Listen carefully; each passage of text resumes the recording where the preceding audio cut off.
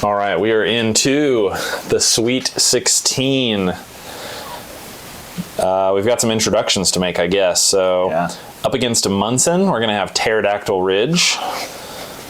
Up against Heritage, we're going to have Scorpion at Hideaway. That's a great matchup. Yeah. Up against Old Man, we're going to do Buffalo. Up against Zebos, we've got Carnivore Valley. Over on the other side of the bracket, up against Coyote, we've got Roadrunner at Hideaway. Up against Granbury City Park, Jarinator. Have you played Jarinator? I've not. Okay. Up against Bill Allen, we've got the Micro Raptor. I don't believe I've played that either. You've played Micro Raptor. Oh, okay. That's the putt-putt at Dino Hills. Oh. Yeah. And up against Veterans, we've got D.L. Jackson. Okay, so up first, we've got Pterodactyl Ridge up against Munson. Pterodactyl Ridge, 4.8. It's only been around for about a year and a half. It's got 18 holes. No smart layout, though. Brandon, what are you doing? I want to know what my rating is on this course. Come on. I want to know how bad it is. The first par 3 is going to be hole 7 at 398 feet. Everything before that is a par 4. It just kicks you right in the mouth. It's just like bam, bam, bam, bam, bam, bam, bam, bam. And I will tell you, there is a 522-foot par 3 in there as well, because it's par 4s up until hole 6, and then it's par 3s all the way till 18. I don't think confidently in there is an easy par 3. There are some short ones, but they usually have a... No. Yeah. There's nothing easy. Even hole 16. 160 One of the feet. most ace-runny holes on the course. I've never even birdied it. I usually take a 4 on that hole. Because I want the ace so bad. I can't lay it up. Hole 17. I've actually birdied that one a lot. Yeah. I birdie that one more often than not. I feel like it's long enough that you can step up to a mid you're comfortable with. Mm-hmm. Whereas that putter you're trying to, I feel like there's a lot more things people do wrong. Shot variety and design and scenery and views, 4.9. Enough said. Upkeep tee areas and signage and wayfinding, 4.8. Amenities, 4.6. The worst thing on here is amenities, 4.6, which honestly, I want to say that's generous as far as like the disc golf course check boxes, but it also has camping, which is why all these private courses got to buy into the Sweet 16 because it's just not fair. Yeah. It has a pro shop. It has camping. There's always porta potties and they're always clean. Even on tournament weekends, like I've never gone into those and been like, oh my God, like I can't believe I have to use this porta potty. The porta potties are always clean. There is power out there, which is a weird thing to list in amenities. But there is power out there, so if you need to plug in an RV or a camper, more like, not really an RV. And then there's 3 courses on the property. So the vibes are, they could not be higher than at Pterodactyl Ridge until after you play Pterodactyl Ridge. It's such an ass whooping, it's not even fair. 8,200 feet, by the way, if we didn't say that. I think we did. I know you called out your average earlier for -2. Josh usually plays this course, in my opinion, pretty well when we've played it. The par is 61. Josh's average is a 74. I don't think I'd shoot higher than a 74 unless I took PEDs. Well, so I've only played Pterodactyl 4 times, and the last time I played was really bad. So it's skewing my average. It's actually a little better than that normally. We played on New Year's Eve, and I found out that one of the people with us had actually never played disc golf before. Ooh. So hole 1 went pretty good, and then he ended up picking up. But then hole 2, he was like asking me how to throw. And then I was just like, oh, I'm having fun tonight. Like I'm going to try the hero lines. We're playing glow golf. Man, that was insane. Munson will revisit, 4.6 rated. It is 7,100 feet. And it has 1, 2, 3, 4, 5, 6, 7, 8. It actually has more. It does have more par 4s. It has more par 4s. Even if you count those 500-foot holes that could be par 4s at Pterodactyl. But the scenery and the care and thoughtfulness of the design that goes into Pterodactyl Ridge, even though it costs $20 to play. That's for an all day. That's for all 3 courses. That's not one course. Yeah. If you can play all 3 courses in a day, you're going to get your money's worth out of $20. And then if you're too dog tired to drive home, you can camp for another 10. Yeah, I feel like this is unfair, but Pterodactyl Ridge is... Yeah. It's almost a tour level course, I'd say. It's not far off, in my opinion. As far as difficulty goes, yeah, I would have to say so. My ego has to agree with that, because otherwise I just suck at disc golf. It's a course that'll do that to you, though. Up next, the Scorpion course at Hideaway. We just played that one. That was one of the last courses that was in my way to doing this, versus Heritage. So quick review: Heritage 4.5 on the reviews, 5,500 feet, couple of soft par 4s, short technical course, wooded, hilly, got a lot of blind shots. Scorpion 4.7. This is at the Hideaway Disc Golf Ranch in Terrell. 4.7 reviews, a couple of smart layouts. It has a 25-hole layout, which I haven't really inspected. I don't know.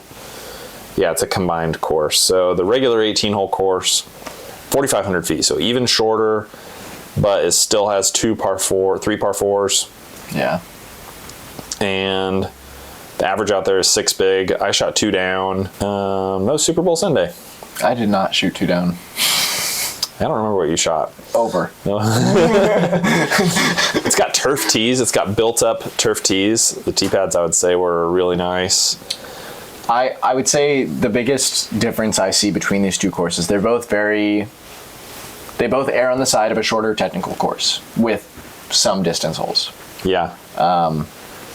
I feel with this course there was more thought put into the distance holes, where I feel like at Heritage it's just kind of, well, we have the space, so let's put them out here. And they're not in bad spots. They're well-designed holes still, but it felt like it sometimes feels like a very lackluster use of space, where playing the Hideaway, like playing Scorpion, even though it was that short, like opening into the longer holes, there's I would say like almost the air of professionalism. Like, it is just very, very well done, and it's hard to harp on it in any way, shape, or form. Yeah, and I would say that's valid, but with like no knock on the design of one over the other. This is just the benefit of a private course versus a public course, because sometimes as a designer you get dealt wacky cards, like when you think you're done with the course and the city is like, actually there's a walking path where your fairway was. Yeah, Heritage. Design a different hole. So yeah, no knock, but it's still accurate. It's kind of like, okay, we pop out here, throw some open ones, and then duck back into the woods. Amenities and upkeep are a 4.8. Similar to Pterodactyl Ridge, it's like some things that you don't normally see as the highest things on the course, because amenities at Scorpion, you have pro shop that's actually a restaurant. So I mean, there's heating and air conditioning, there's running water, there's food, there's burgers, there's chicken wings, there's tons of plastic for sale in there. They even have a lounge for their members, which is pretty cool. And then signage and wayfinding, shot variety design, and tee areas are all 4.7. And the scenery and views are the lowest thing at a 4.6, which it's Texas woods. Which one's more fun, though? I have to take the commute out of this. Yes, yeah, take the commute out of this. Also, $10 for Terrell. So if Scorpion was next door to Heritage, and Scorpion costs $10 to play, and you can get a burger after. Or is it unfair to include the restaurant in this? No, it's part of the amenities. I think it is quite literally built into part of their selling point. I feel it would be unfair to disclude that. That is something that they... Okay, so one wooded track is across the parking lot from the other, but you got to pay $10 to play on turf tee pads at Scorpion. I think 7 times out of 10 I go to Heritage. Okay.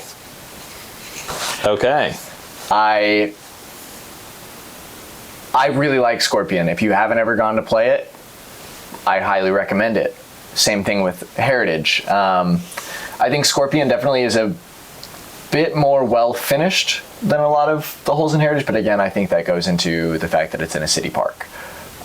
Where for me, I think Heritage gets the edge in this is obviously the free to play is nice. But I think that Heritage provides on like some of the holes referred to as the gauntlet, some of the like shot shapes that go into it are something I haven't seen at other Texas disc golf courses, including Scorpion. Well, that's some cool elevation change too. Like Scorpion has some mild uphill and downhill shots, but Heritage has like rolling elements on some of their fairways, which is really cool. All right, so we're giving it to Heritage. They're going to move on to the quarters. Up next, we've got Buffalo in Cleburne versus Old Man. I will say, since you played, they have added T-pads and T-signs. Ooh. So big, it's kind of on the up and up. It's probably the newest course. I mean, Pterodactyl Ridge actually I think is newer than Buffalo, but as Dino Hills was already an established property. It's just the newest course out there. Whereas Buffalo is like new. Yeah, established in 2020, but I don't think it found its way onto UDisc and like the public spotlight until 2022, maybe even 2023. But it's rated 4.6. It's in Cleburne. And it's got a couple of smart layouts. It's coming in at 4,700 feet. It's on the shorter side.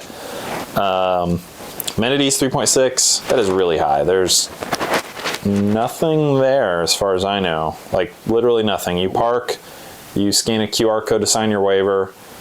The owner, if he's there, he'll usually pop out and come and kind of give you the tour and talk to you and make you feel really welcomed, but there's nothing there. Tee area is 4.2. That's come a long way. The first time I played it, it was like AstroTurf on grass. So like lumpy, which is fine. It's like kind of a backyard course, but people pay. He doesn't have a fixed rate, so it's kind of like a donation thing. And he's just been pumping all that back into the property. Signage wayfinding 4.6. Upkeep and scenery 4.7. Scenery 4.7 is a little inflated, I think. I mean, it's pretty flat. Texas woods. I mean, it is very green down there, which is nice. Shot variety and design. Off the tee, you do not throw the same shot. No. Very often. I think if it's a similar shot shape, it's a much different distance, which makes you change your disc. Yeah. I'm not like, oh, cool, I already threw my Bobcat on hyzer twice. Like, I'm going to that comfortably. It's like, oh, nope, you actually need to flex this one a little bit. Oh, nope, that one will push too far. Oh, yeah. Nope. And then Tom McCutcheon, DGC, as it's called on UDisc. We're going to call it Old Man for the rest of the time. That one is 4.3 up in Louisville. Tons of smart layouts, 5,600 feet. So just under 1,000 feet longer. Yeah. And then ratings on this one, amenities 3.4 is the worst. Everything else is like 4.5. 4.5. Thoughts? I think Buffalo has a lot of potential, but as the course that it is, I would say I would go play Old Man way more often, even if it was... Even if they're close by? Even if that one was across the street and Old Man was 20 minutes away, I think I'd still go play Old Man.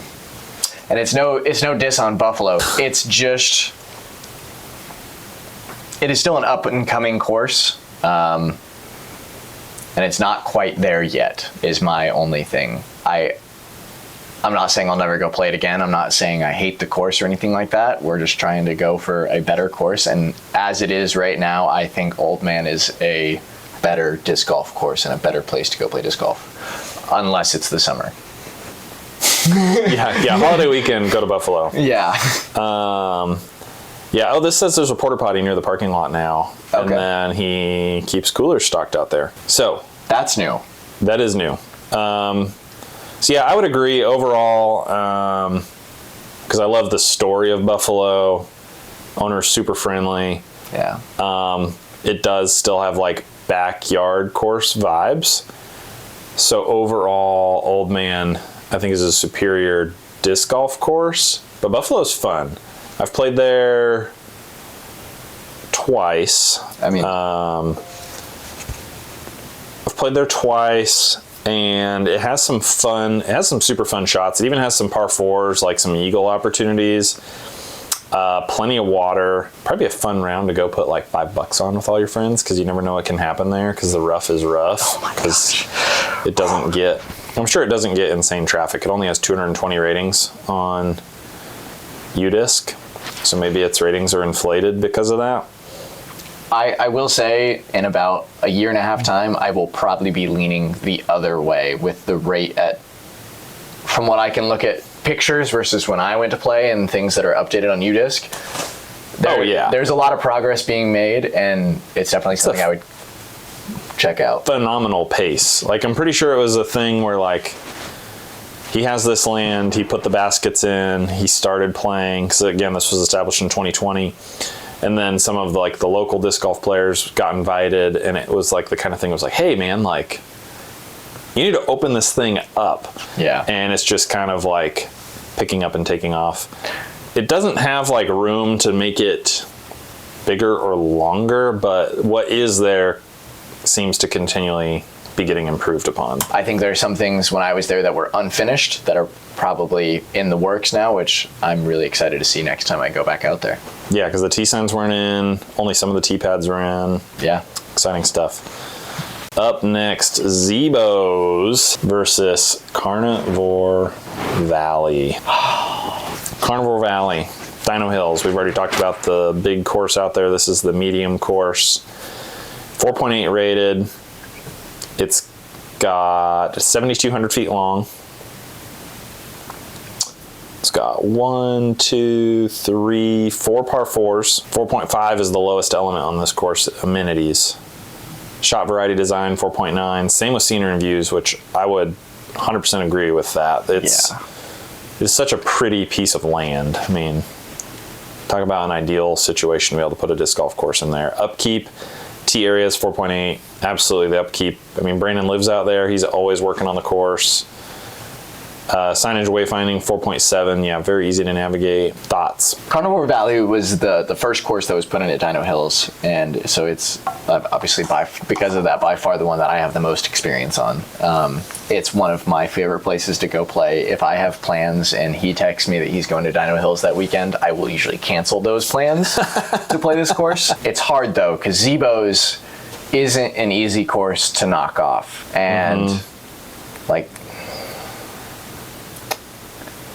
it's hard to distinguish between these two, because I'm trying not to take Pterodactyl Ridge into account in this as well. Of well, I'd rather go play that if I'm at Dino. Yeah, although usually, like, if I'm playing Carnivore, I'm not also playing Pterodactyl. Yeah. Because, not on the same day. Maybe on the same weekend. Definitely on the same weekend. Yeah. Because I think skill-wise and challenge-wise, Zebos is a step up from Carnivore Valley. Because Carnivore Valley does have the pond holes. It has elevation, but so does Zebos. Zebos has the creek, so they both have water holes. They both have elevation. Carnivore Valley doesn't really have a top of the world shot. I mean, it does. Hole. Oh, 4? Yeah. Yeah, that's true. And hole 1, sort of. You're up on that hill. Oh my gosh, yeah. Going down towards the cart. Yeah. Personally, I honestly stopped thinking of Carnivore Valley as a competitive course because of Pterodactyl Ridge. Whereas, it's just crazy because it's over 7,000 feet long, and we're like, it's soft. You will understand if you go play, I promise. We've also played out there a ton. Like, I have 30 rounds out there, which some of those aren't even UDisc scored. I probably have more than that out there. I will say, this isn't any harp on this course. It is, even though it is long, it is not beginner friendly. The fairways are pretty well defined. The rough isn't awful. It's always mowed. I do think Zebos, as a competitive standpoint, takes it, but as a course standpoint, I think Dino Hills takes this one as just like which is the better course. It's a hard choice. It is hard, and like, I'm also looking at, like, Zebos is in a public park, so it's open all the time. Dino Hills is private, so it costs $20 to get on it for the whole day, which is really a non-issue. I think it's 110% worth it. But also, it's only open Friday, Saturday, Sunday. Yeah. You got to make reservations to play it Monday through Thursday. So that makes it a little trickier. I won't take into account the distance because they're all in our like region. So, man, I'm going to lean towards Zebos. I love Carnivore Valley. I love Dino Hills, but I think Carnivore Valley has like its own little pocket of Dino Hills up against Zebos. I think Zebos is a better course, but Carnivore Valley is like 150% worth. Yeah. Driving down there, like, and the amenities are so high. I mean, their parking lot is half an acre. Zebos, I don't even think you could fit 30 cars in their parking lot. Yeah.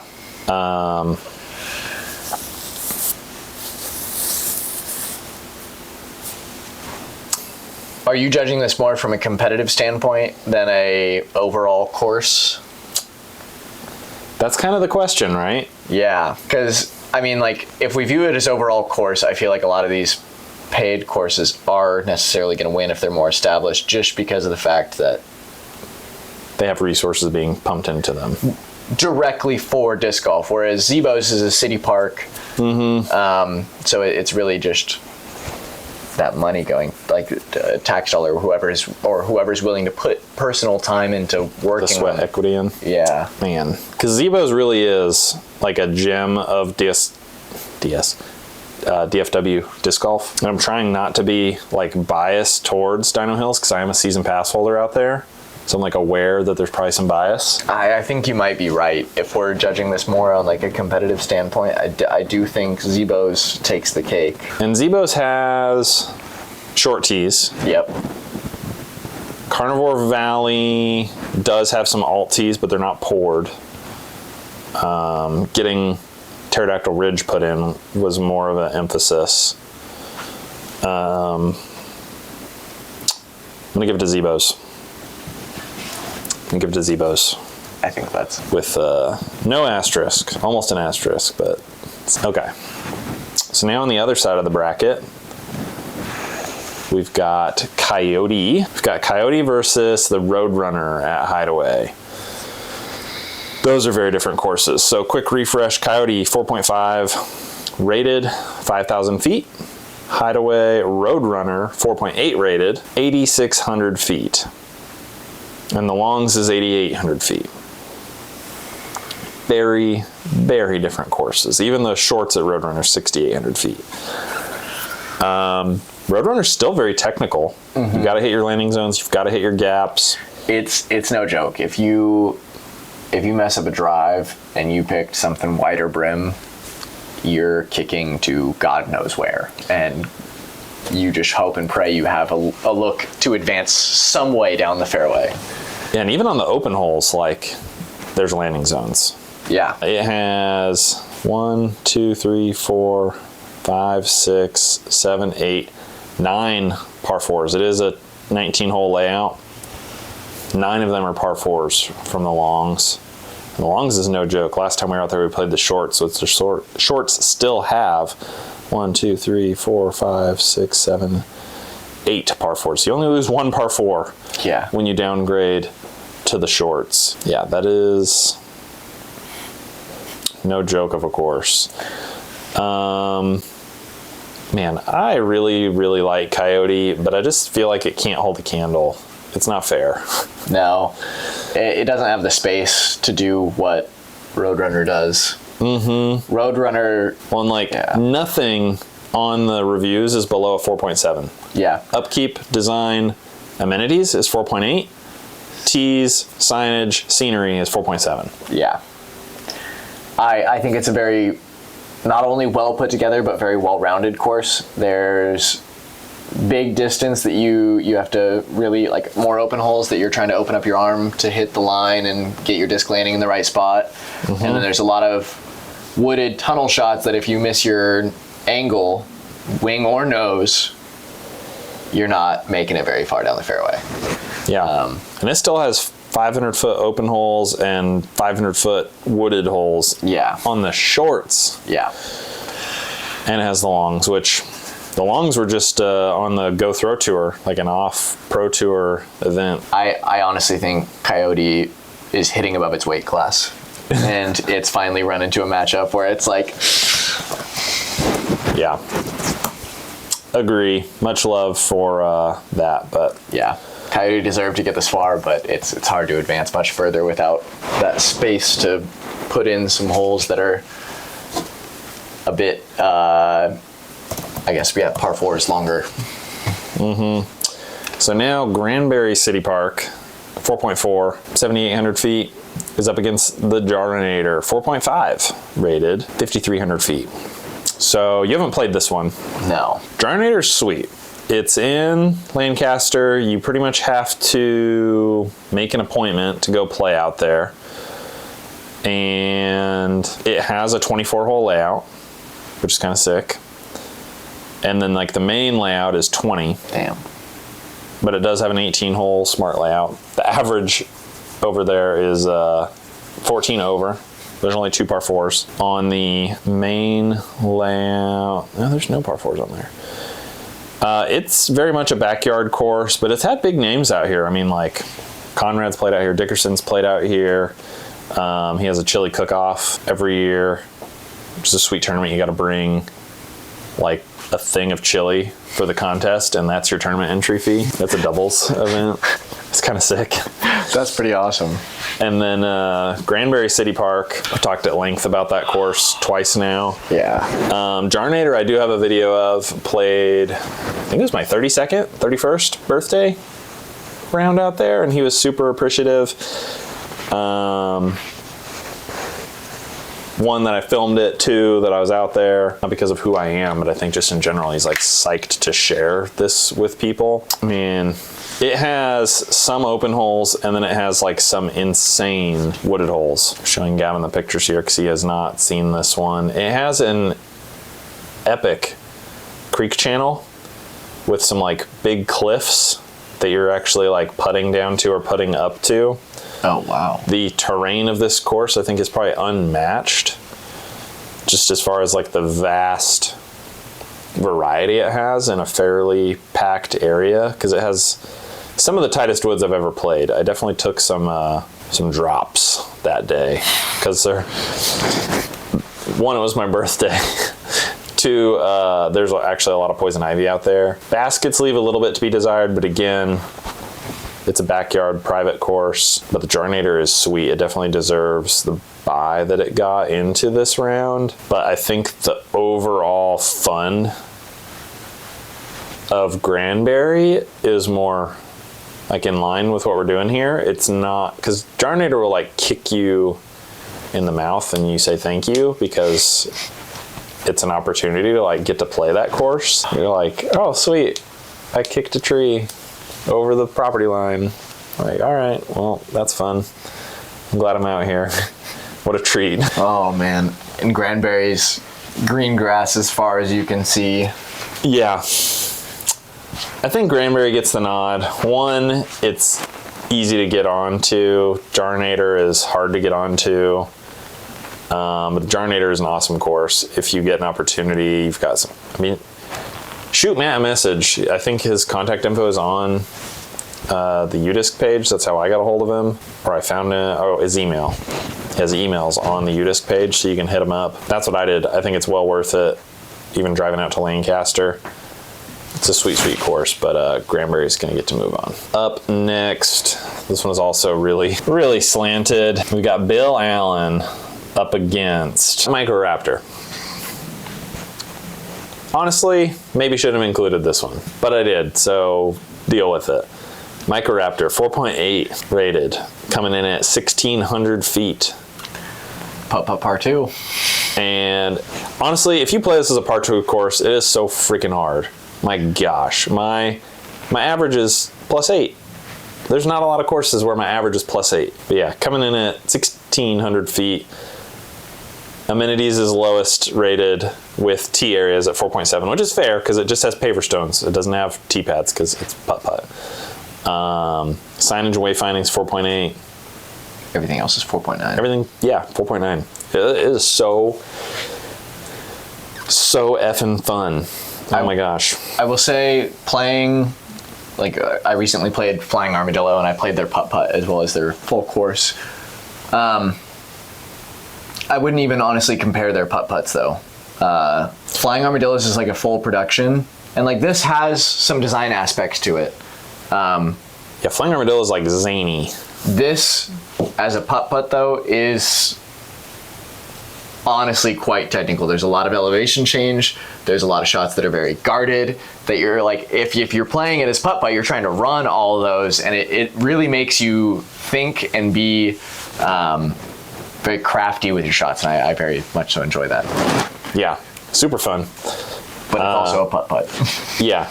And at night, if you camp out here, it's lit up, so you can play all night long. But it's up against Bill Allen. And we already talked a lot about Bill Allen. You know, it's 4.3 rated. It's got a bunch of different layouts. It's almost 6,000 feet. It's got tunnels. It's got creeks. It's got bombers. It's got a pond. It's got uphill. It's got downhill. It has, hole 12. Tunnel shot next to a creek. The fairway can't be more than 20 feet wide. Yeah. Yeah, and that whole... it is whole, yeah. No, it's more than 238 feet. Yeah, 350, or is it 11? Yeah, 388. Yeah, 388 par 4, and the fairway is... Yeah, not that we need to justify... Probably narrower than a 2-lane road. Not that we need to justify why we're giving Bill Allen the nod over a putt-putt course. But I wanted to include Micro Raptor because it is like an epic course in DFW. Like, yeah.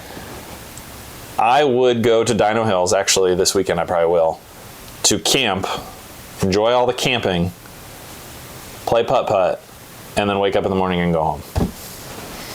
Like, it's that fun. It's, you know, not peak disc golf, but it is a disc golf course that is peak fun. So Bill Allen making it on into the quarterfinals. Up next, the last Sweet 16 matchup is Veterans Park, 4.5 rated, up against DL Jackson, 4.7 rated. DL Jackson is almost outside of the radius. It's well north of Denton. The 22-hole layout is 7,300 feet, par 70.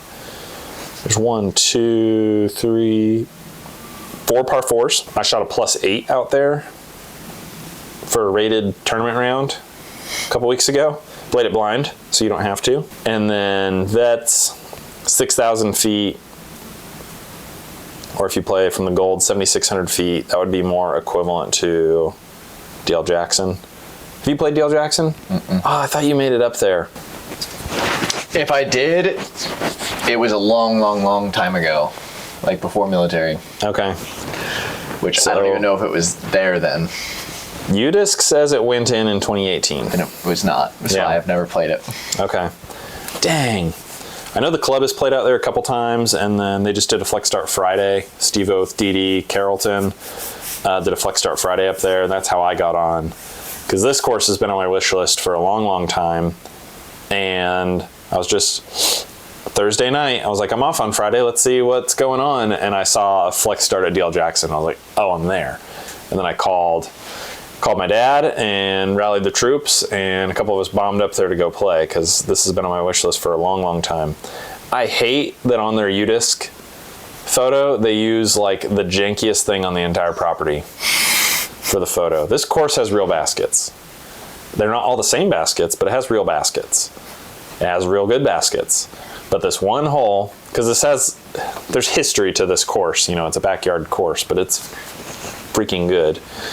But there's like a shorter OG layout, and this basket, the cage is a tire, and then it has chains, and the sidewall of that tire is the top band. If you look it up on UDisc, DL Jackson, you will see it. That is the jankiest thing on this whole course. This course is awesome. It's got multiple ponds, it's got multiple creeks, it's got tons of elevation. It has forehands and backhands and flexes and holes that trick you into doing stupid things that help you get a +8. But it is hard to get on. Like, this is my thing, showing people courses, and it took me like years to get onto this course. Actually, this week, 5 years. 5 years on YouTube. Damn. Yeah, it's crazy. Time flies. 5 years I've been filming courses around Mostly the DFW and Texas area, but around the country. Yeah. Wild. So we'll get into what U-Discers say about it. Scenery and views, 4.8. When the ponds are full and the trees are budded out, I could see that. Right now the ponds are a little low, and it's early March, so it was kind of dead when I played there, so I didn't think it was that pretty. Upkeep and design, 4.7. I would agree with that. Signage and amenities, 4.4. I mean, maybe he lets some people into his house to like use his bathroom and get beer out of his fridge, but that was not my experience.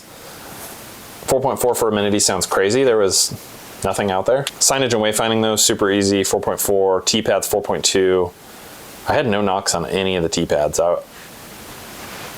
Well, not all of them are concrete. There's one of the water holes you throw off of AstroTurf off of a dock. So I guess I could see that. Does say drinking water is available though. Yeah, mix of turf and concrete tees, mixed targets. Have you heard anything about this course? What have you heard? I've heard Dad tell me that if I don't go play there, I'm dumb. I like everything you're saying about it, but I feel like there's something to veterans and how long it's been there and how well the club takes care of it that backyard courses struggle to reach. I feel like backyard courses knock on this. Like seeing this basket maybe reinforces. There's no other photos on here? That's crazy. I don't think it's a backyard course essentially, but like a private course. Yeah. I think the fact that it is harder to get onto does bring down its stock quite a bit. Because you can show up whenever you want. You could go play a glow round. You could go bright and early and play with the sunrise. Like, there's nothing that you said that I haven't thought is good about DL Jackson. I just think that how established and well-maintained Vets is gives it an edge over some of these backyard courses that don't have quite the funds or the people to take care of it the way the Veterans is. Yeah.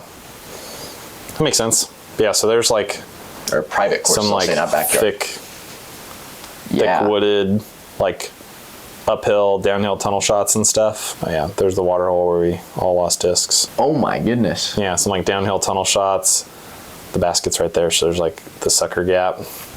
And then there's the big gap. And then this DL Jackson probably has the coolest finishing hole.